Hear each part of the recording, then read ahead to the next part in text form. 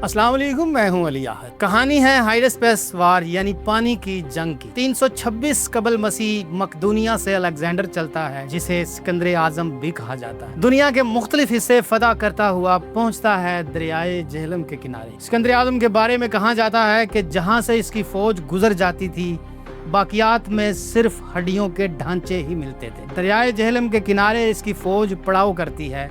दरियाए जेहलम की दूसरी जानिब हुकूमत है राजा पोरस की, जिसे धरती का बेटा भी कहा जाता है और अजीम जंगजू माना जाता है। अलेक्जेंडर पैगाम भेजता है राजा पोरस को कि अपना इलाका मेरे हवाले कर दो। अलेक्जेंडर जब ये पैगाम भेजता है तो राजा पोरस की तरफ से एक वफ्द आता है मुज़ाकरात के लिए, जिसमें राजा पोरस का बेटा भी शामिल है। तारीख बताती है कि राजा पोरस के बेटे को हलाक कर दिया जाता है। राजा पोरस को जब इत्तला मिलती है तो वो अलल ऐलान कहता है, हम जंग करेंगे, इलाका तुम्हारे हवाले नहीं करेंगे। सिकंदर आजम जंग की तैयारी करता है और कोशिश करता है जंग की, लेकिन इस जंग में सिकंदर आजम की फौज ने पहली बार तीर देखे। इससे पहले तीर बतौर हथियार सिकंदर आजम की फौज ने नहीं देखे थे, क्योंकि राजा पोरस की फौज दूसरे किनारे पर थी। वहां से तीर बरसाते और इनकी फौज का नुकसान होता।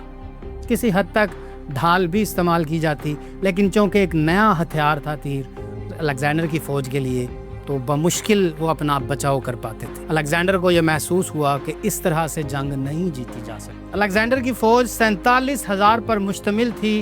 रात की तारीकी का फायदा उठाते हुए धोखे से 17,000 सिपाही दरिया के दूसरे किनारे भेजे, ताकि राजा पोरस की फौज पर हमला किया जा सके। और कुछ फौज क्योंकि दरिया के दूसरे किनारे पर थी, राजा पोरस को यही लगता कि फौज अभी दरिया के उस तरफ ही है, जंग का कोई इरादा ना होता। क्योंकि राजा पोरस की फौज में 200 के करीब हाथी थे, अलेक्जेंडर के सिपाहियों ने रात की तारीकी में चुपके से हाथियों की सूंड काट डाली।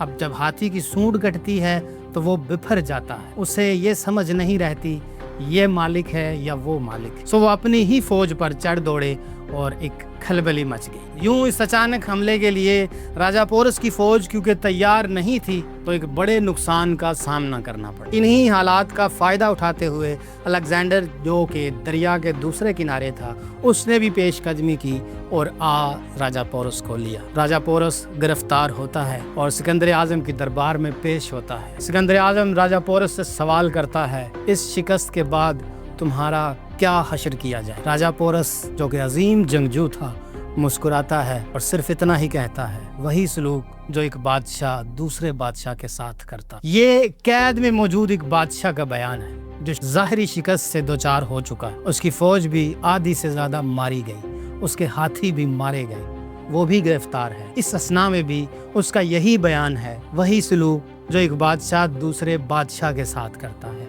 यानी वो अभी भी खुद को बादशाह ही कह रहा। अलेक्जेंडर को यह फिक्रा पसंद आया।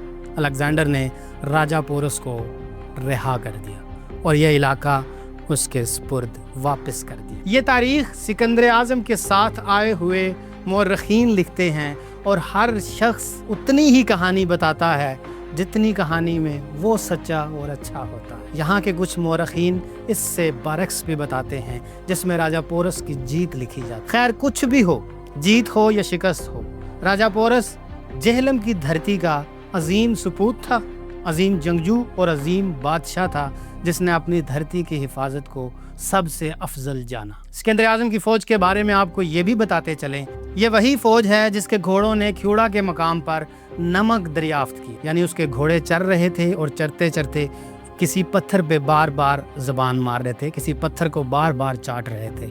जब सिकंदर आजम और उसके सिपाहियों को मालूम हुआ तो उन्होंने आके देखा कि यहाँ घोड़े बार बार क्यों चाट रहे हैं। पता चला कि यहाँ पर नमक का पहाड़ है, जिसे आज दुनिया ख्यूड़ा का नाम देती है। ख्यूड़ा दुनिया की दूसरी और पाकिस्तान की पहली बड़ी नमक की कान। इसके बारे में मजीद किसी कहानी के साथ हाजिर होंगे, तब तक के लिए दीजिए इजाज़त। अल्लाह ने